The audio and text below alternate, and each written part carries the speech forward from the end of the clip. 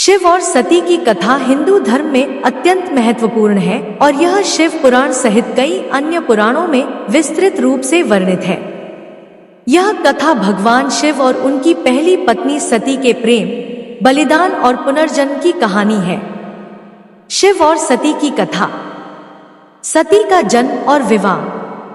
सती दक्ष प्रजापति और उनकी पत्नी प्रसूति की पुत्री थी। सती का जन्म भगवान शिव को पत्नी के रूप में प्राप्त करने के लिए हुआ था। सती बचपन से ही भगवान शिव की भक्त थी और उनसे विवाह करने की इच्छा रखती थी। दक्ष प्रजापति, जो ब्रह्मा जी के पुत्र थे, शिव को पसंद नहीं करते थे।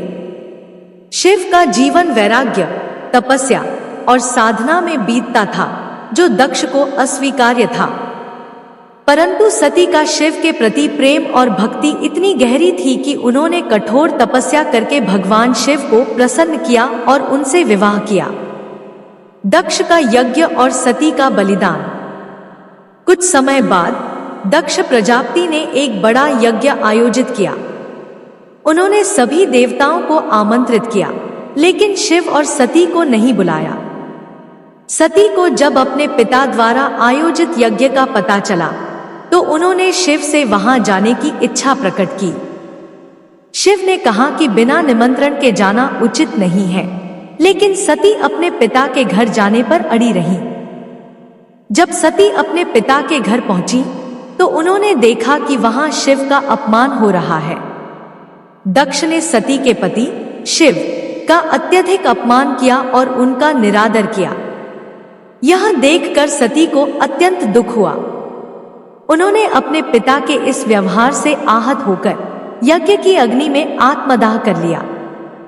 शिव का क्रोध और वीरभद्र का प्रकोप। जब शिव को सती की मृत्यु का समाचार मिला तो वे अत्यंत क्रोधित हुए। उनके क्रोध से उत्पन्न वीरभद्र और भद्रकाली ने दक्ष के यज्ञ को नष्ट कर दिया और दक्ष का सिर काट दिया। बाद में देवताओं के अनुरोध पर शिव ने दक्ष को पुनर्जीवित कर दिया, लेकिन उनके सिर की जगह बकरे का सिर लगा दिया। सती का पुनर्जन्म पार्वती के रूप में। सती के बलिदान के बाद शिव ने सृष्टि से विरक्त होकर हिमालय पर तपस्या में लीन हो गए। सती ने पार्वती के रूप में पुनर्जन्म लिया। पार्वती हिमालय पर्वत के राजा हिमवान और रानी मेनका की पुत्री थी। पार्वती ने भी कठोर तपस्या की और शिव को पुनः अपने पति के रूप में प्राप्त किया। इस प्रकार सती और शिव की प्रेम कथा पुनर्जन्म, प्रेम, बलिदान और भक्ति की अद्वितीय कहानी है। शिव और पार्वती की यह कथा हिंदू धर्म में अटूट प्रेम और भक्ति का प्रतीक मानी जाती है।